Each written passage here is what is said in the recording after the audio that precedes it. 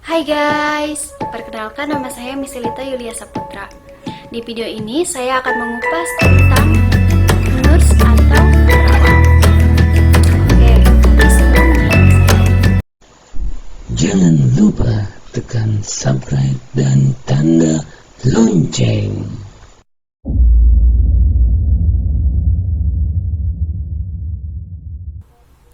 Hai guys, perkenalkan nama saya Misilita Yulia Saputra. Di video ini saya akan mengupas tentang nurse atau perawat. Oke, tapi sebelumnya saya ingin memastikan dulu bahwa kalian tetap berada dalam peraturan WHO. Apa itu? Yaitu stay at home atau tetap di rumah saja. Karena jangan sampai kita, keluarga kita, bahkan tetangga kita ikut terkena virus corona. Karena virus ini sangat berbahaya, bahkan bisa dapat menyebabkan kematian. Oke, mungkin perkenalan saya cukup segitu saja ya. Oke, sekarang kita kembali lagi ke topik perbincangan kita untuk di video kali ini ya, yaitu about nurse. Nah, saya akan mengupas detail tentang sejarah perawat, kemudian yang kedua pengertian perawat, yang ketiga peran perawat, yang keempat fungsi perawat, dan yang kelima bagaimana caranya agar kalian bisa menjadi seorang perawat. Baiklah, kita akan mulai mengupas tentang perawat. Nah, yang pertama pada masa penjajahan Belanda. Kalau nggak salah, Belanda menjajah Indonesia itu sekitar 350 tahun ya. Nah, perkembangan keperawatan di Indonesia dipengaruhi oleh kondisi sosial ekonomi, yaitu pada saat penjajahan kolonial Belanda, Inggris, dan juga Jepang. Nah, pada saat pemerintahan kolonial Belanda, perawat berasal dari penduduk pribumi yang disebut Veldveger. Veldveger ini dibantu oleh Zieken Officer sebagai penjaga orang sakit. Kemudian pada tahun 1799 didirikanlah rumah sakit Binnen Hospital, yang namanya Binnen Hospital ya, di Jakarta untuk memelihara staf dan tentara Belanda, karena pada saat itu kan Belanda lagi menjajah ya.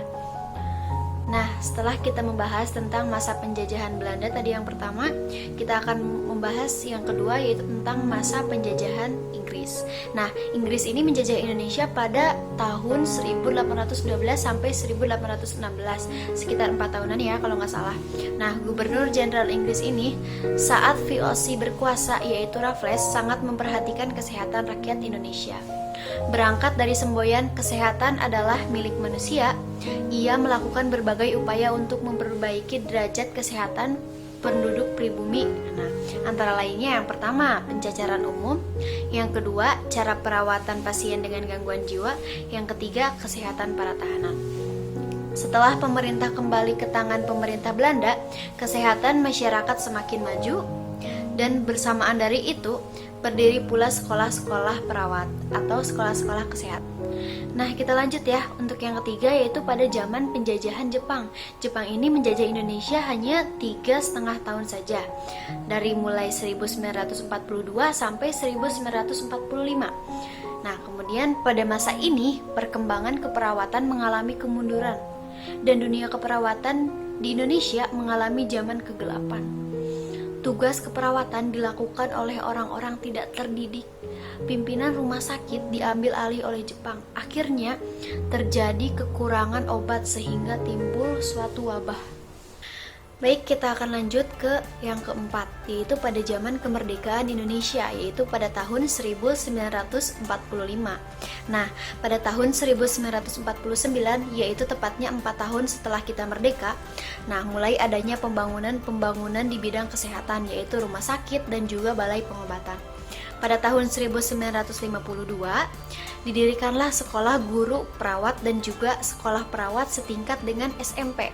Kemudian pendidikan keperawatan profesional mulai didirikan pada tahun 1962, yaitu Akper milik Departemen Kesehatan Jakarta untuk menghasilkan perawat profesional pemula. Nah, pendirian Fakultas Ilmu Keperawatan atau FIK mulai bermunculan.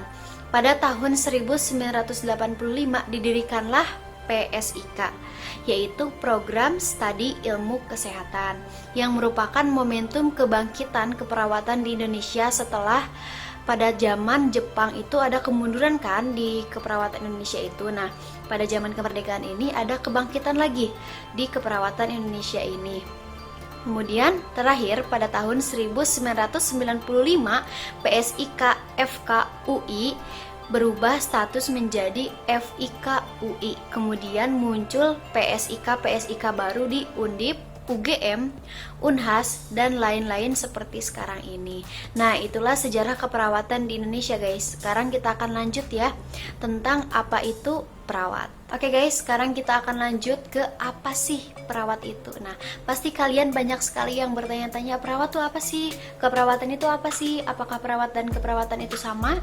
Nah, saya akan menjelaskannya di video kali ini.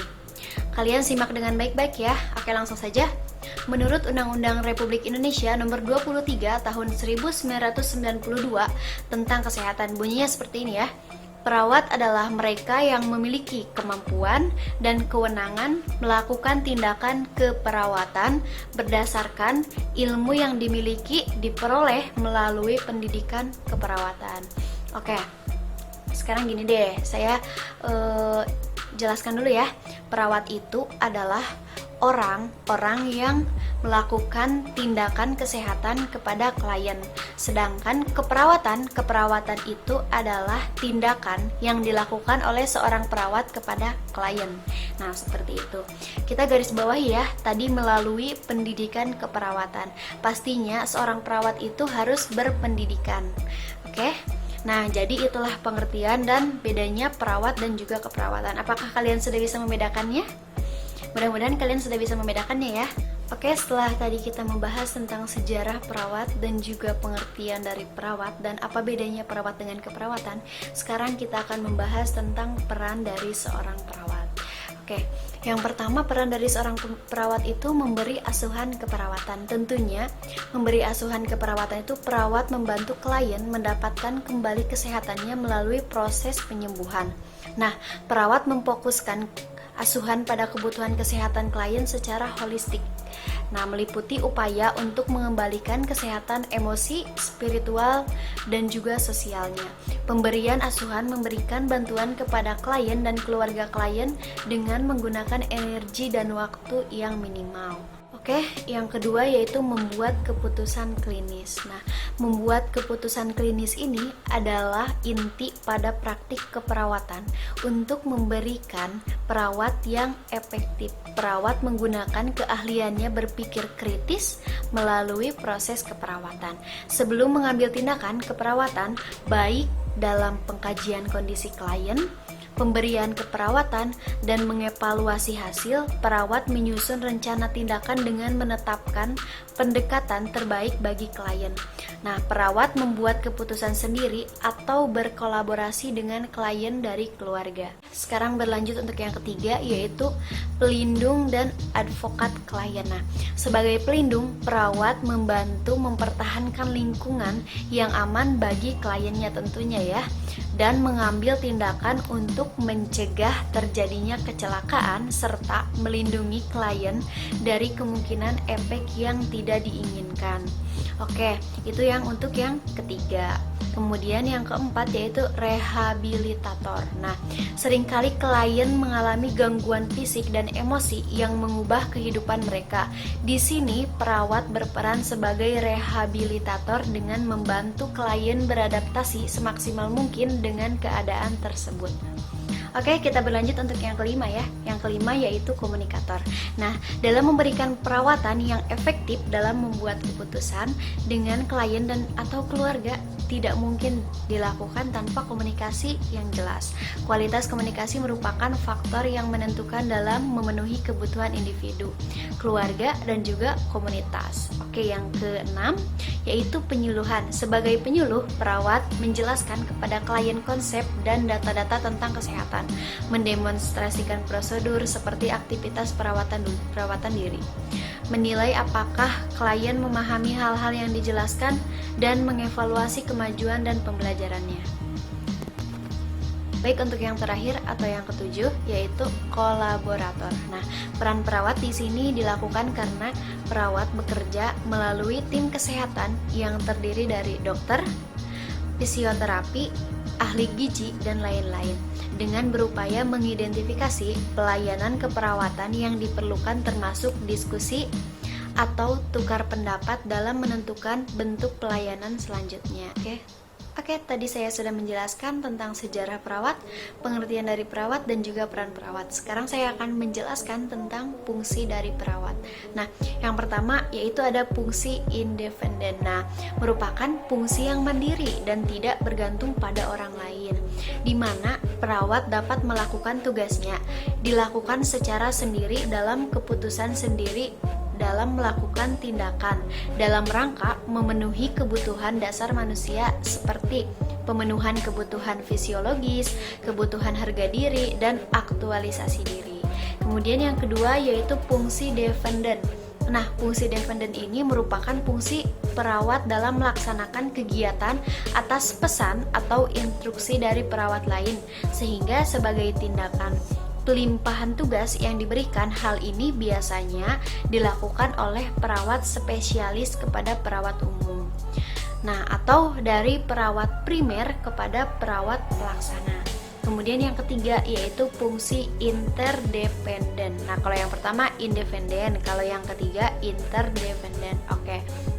Fungsi ini dilakukan dalam kelompok tim yang bersilat saling ketergantungan di antara satu dengan yang lainnya. Fungsi ini dapat terjadi apabila bentuk pelayanan membutuhkan kerjasama tim dalam pemberian pelayanan, seperti dalam memberikan asuhan keperawatan pada penderita yang mempunyai penyakit kompleks. Oke, kita sudah berada di pembahasan yang terakhir, yaitu bagaimana sih ingin menjadi seorang perawat. Mungkin ini juga adalah hal yang kalian tunggu-tunggu atau bagian yang kalian tunggu-tunggu. Oke, kita simak baik-baik ya. Yang pertama yaitu harus lulus sekolah jurusan perawat, tentunya ya, karena kalian ingin menjadi seorang perawat. Nah, syarat pertama ini menjadi seorang perawat yaitu harus menyelesaikan dulu pendidikan perawat terlebih dahulu. Nah, pendidikan perawat dalam hal ini biasanya di D3 keperawatan maupun S1 keperawatan. Saat ini banyak sekali ya sekolah tinggi ilmu kesehatan yang membuka prodi keperawatan, baik itu D3 maupun S3. Kemudian yang kedua yaitu tidak buta warna. Nah, misalkan buta warna itu yang bisa membedakan warna ya, yang benar-benar bisa membedakan warna itu tidak buta warna. Nah, bisa dibayangkan apabila ada perawat yang mengidap gangguan seperti buta warna. Untuk menjadi perawat tidak buta warna merupakan syarat mutlak. Itu syarat yang benar-benar harus kita punya gitu ya. Karena seseorang dengan gangguan buta mata tentu saja akan kesulitan dalam membedakan warna obat, karena di sana nanti pasti akan banyak sekali obat dan banyak sekali warnanya obat tersebut. Jadi kita diharuskan untuk tidak buta warna. Oke, untuk yang ketiga yaitu memiliki STR. Saat ini memiliki STR merupakan syarat wajib ya, yang harus dimiliki untuk bekerja sebagai perawat. Nah, STR sendiri merupakan kepanjangan dari surat tanda registrasi. Setelah seorang mahasiswa perawat menyelesaikan kuliahnya, maka dia harus mengikuti ujian kompetensi. Oke, yang keempat yaitu tidak memiliki riwayat penyakit menular. Untuk bisa menjadi seorang perawat, selain berkelakuan baik, kita juga harus sehat jasmani. Sehat jasmani ini salah satunya adalah tidak teridentifikasinya menderita penyakit menular. Oke, yang terakhir yaitu yang kelima, lulus ujian sebagai perawat. Beberapa rumah sakit melakukan ujian tertulis saat rekrutmen karyawan baru, calon perawat untuk bisa menjadi perawat. Nah, calon karyawan baru harus lulus dari ujian tersebut. Itulah penjelasan atau kita telah selesai mengupas.